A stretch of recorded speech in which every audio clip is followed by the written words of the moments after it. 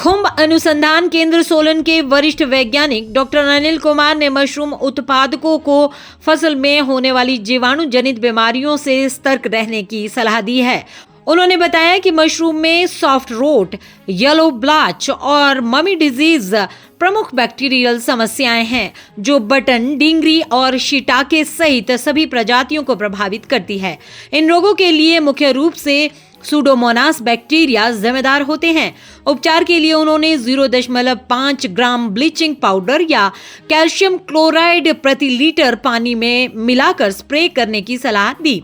साथ ही कहा कि संक्रमित मशरूम बाजार में नहीं बिकते, इसलिए उत्पादन प्रोटोकॉल का पालन कर ही अच्छी गुणवत्ता सुनिश्चित की जा सकती है। डॉक्टर कुमार के अनुसार येलो ब्लॉच में मशरूम की टोपी पीली पड़ने लगती है और तना फटना शुरू हो जाता है। वहीं सॉफ्ट रोट और ममी डिजीज में फ्रूट बॉडी पर पानी जैसे धब्बे दिखाई देते हैं तथा ममी डिजीज में तना मुड़कर सख्त हो जाता है। उन्होंने किसानों को सिंचाई और नमी प्रबंधन पर विशेष ध्यान देने की सलाह दी। उन्होंने कहा कि सिंचाई के बाद कमरे में उचित वेंटिलेशन जरूरी है ताकि सतह पर जमी पानी की बूंदें जल्दी सूख सके। नमी 80 से 85% के बीच रखी जानी चाहिए और फॉगर का अनावश्यक उपयोग नहीं करना चाहिए। आज जो हम लोग बात करेंगे वो मशरूम में पाई जाने वाली जो बैक्टीरियल समस्या है उनके ऊपर बात करेंगे। देखिए, खुम्बों में चाहे आपका फफूंद जनित रोग हो या बैक्टीरियल है या आपका वायरस से होने वाली बीमारियां हैं, ये सब इसमें होती हैं। तो आज की चर्चा जो हम करेंगे वो बैक्टीरियल समस्याओं के बारे में करेंगे। बैक्टीरियल जो बीमारियां हैं इसमें भी 3-4 समस्याएं हैं, जैसे आपकी सॉफ्ट रॉट आती है, येलो ब्लॉच आ गया, ममी डिजीज़ आ गई। ये मुख्य बैक्टीरियल समस्या है। इनमें जो आम तौर पे पाई जाने वाली है, जैसे आपका ब्लॉच की जो समस्या है वो एक आम तौर पे पाई जाती है। इससे इस बीमारी के जो लक्षण हैं वो आपको ऐसे दिखेंगे कि जैसे आपकी जो मशरूम की जो आपका जो टोपी है, पीलियस होता है, वो शुरू में जैसे पीला पड़ने लगता है। धीरे धीरे जैसे बीमारी का जो उसकी प्रोग्रेस होती है तो आपका स्टाइप के ऊपर भी वो भी फटना शुरू हो जाती है। तो इस तरीके के लक्षण जो है आम तौर पे देखे जाते हैं। ये आपका चाहे बटन खुम्ब हो या आपका ढींगरी मशरूम हो या आपका शिटाके मशरूम हो, इन सब को जितनी भी कल्टीवेटेड मशरूम्स हैं उनको जो है ये बीमारियां प्रभावित करती हैं। और इन बीमारियों को के साथ जो पैथोजन जो रोगाणु एसोसिएटेड हैं, इसमें आपके जो सूडोमोनास बैक्टीरिया है इसकी स्पीसीज़ होती हैं।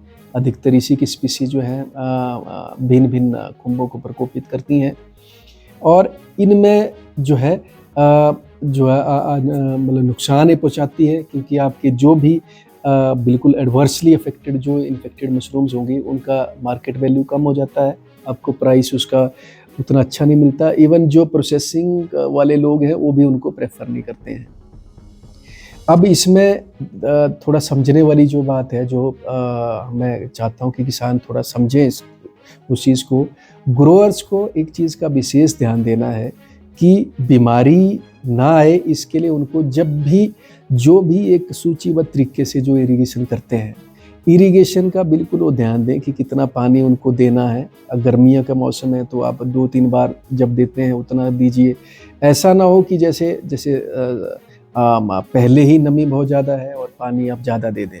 दूसरी बात, जब भी आपको पानी देना है थोड़ा कमरे का हवा को घुमाइए और हो तो आप खिड़कियाँ थोड़ा सा खुला कर सकते हैं, एग्जॉस्ट फैन ऑन करिए ताकि हवा से आपकी जो मशरूम की जो फ्रूट बॉडी की सतह है वो सूख जाए। क्योंकि होता क्या है, जब भी आपने स्प्रे किया, अगर मान लो कि पानी की बूंदें 2 घंटे से ज़्यादा अगर मान लो कि सतह पे ठहर जाती हैं तो उससे क्या है, जो बैक्टीरिया जो रोगाणु के जो सेल हैं वो वहाँ पे मल्टीप्लाई होना शुरू हो जाते हैं, जिससे जो है आपका जो मशरूम्स हैं वो प्रकोपित हो जाती हैं और आपको इस तरीके के येलोइंग और इस तरीके के लक्षण देखने को मिलते हैं। इसके साथ ही जो जैसे सॉफ्ट रॉट है या जो ममी डिजीज़ है, इनके भी थोड़ा लक्षण ऐसे होते हैं कि जैसे पानी नुमा धब्बे जैसे पैदा हो जाते हैं, वाटर सोक्ड लेजन आपकी फ्रूट बॉडी की सतह पे, तने के उस पे स्टाइप की सतह पे वो आपको देखने को मिलेंगे। तो का रीज़न इसके पीछे जो कॉज है वो आपका इरिगेशन का बिल्कुल ध्यान रखना है, और नमी जितना, जैसे हम लोग कहते हैं कि 80 से 85, 80, 85% जो ह्यूमिडिटी है वो आप मेंटेन करिए, और ज़्यादा ह्यूमिडिटी बनाने की आवश्यकता नहीं होती है, और ज़रूरत से ज़्यादा भी पानी अप्लाई करना। और जैसे कई बार हम लोगों ने देखा कि लोग जो है जैसे मिस्टर फॉगर भी अपने मशरूम रूम गृह में वहाँ फिक्स उन्होंने किए होते हैं, और उसको लंबे टाइम तक को जो है उसको रन करते हैं, और कई बार उनका छत भी जो है वहाँ से भी पानी की बूंदें टपकती हैं और एक्सेस में ह्यूमिडिटी होती है, तो ये एक कारण होता है। दूसरा, अननेसेसरली आपको अपने कमरे में पानी नीचे गिराने की ज़रूरत नहीं होती है। अगर वो आपको लग रहा है कि ह्यूमिडिटी की ज़रूरत है तो थोड़ा रखिए। और दूसरा, एक और चीज़ आप देखिए कि फर्श पे जैसे पानी मैंने बोला नहीं डालना है। दूसरा, आपकी केसिंग जो है, केसिंग ऐसी होनी चाहिए कि वहाँ जैसे आपने पानी डाला, पानी वहाँ से उसका बाष्पीकरण होना चाहिए, इवेपोरेट होना चाहिए। ऐसा नहीं हो कि केसिंग के अंदर ही वो ठहरा रहे। मतलब आपका जो तापमान है कमरे का वो भी सही होना चाहिए, और पानी इवेपोरेट होता रहना चाहिए। और उससे भी काफ़ी हद तक जो न्यूली बॉर्न, जो अब नई बनने वाली जो पिन हेड्स हैं, फ्रूट बॉडीज़ हैं, खासकर बटन मशरूम में, इवन आपका ढींगरी का भी एग्जाम्पल ले लीजिए, सिटाके का एग्जाम्पल ले लीजिए, आप मिल्की मशरूम का ले लीजिए, तो वो बची रहती हैं। अगर मान लो कि पानी लंबे टाइम तक ठहरेगा तो उसमें वो बिल्कुल उसमें जो है बैक्टीरिया के आने की संभावना हो जाएगी। इसी तरीके के जो मम्मी डिजीज़ है उसमें भी आपकी स्टाइप जो है निकल आती हैं, फटना शुरू हो जाती हैं, और एक वल्ज्ड जैसी जो अपीयरेंस आपको फ्रूट बॉडीज़ की मिलेगी। तो ये सिंपल सा देखिए, जो इनके कारण मैंने बताया कि इस तरीके से होता है, वो थोड़ा सोच के आपने रखना है। तापमान को उचित रखना है, ह्यूमिडिटी को उचित रखना है। और दूसरा देखिए, जब आप ह्यूमिडिटी अगर मेंटेन कर लेते हैं तो बिल्कुल ही बहुत कम ऐसे चांसेस होंगे कि आपके वहाँ पे बीमारी, बैक्टीरिया की बीमारियाँ जो है पनपेगी।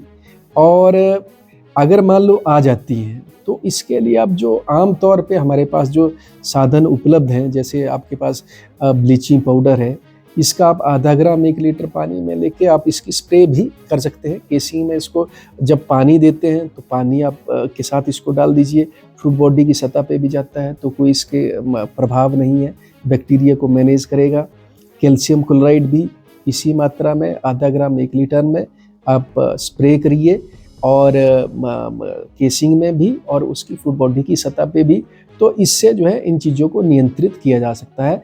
और आप जो भी इसके जो ग्रो करने के, इसको मशरूम को उत्पादन में जो प्रोडक्शन की जो प्रोटोकॉल है उसको आप स्ट्रिक्टली फॉलो करिए, फिर आपको किसी दूसरी चीज़ को करने की आवश्यकता नहीं है, और आप इन बीमारियों से बच सकते हैं। अगर आप इनको पहचानते हैं तो आप इनका नियंत्रण आसानी से कर सकते हैं, लेकिन अगर इनको इग्नोर करेंगे तो ये इनकी गुणवत्ता को, मशरूम की, प्रभावित करेगा, और आपको जो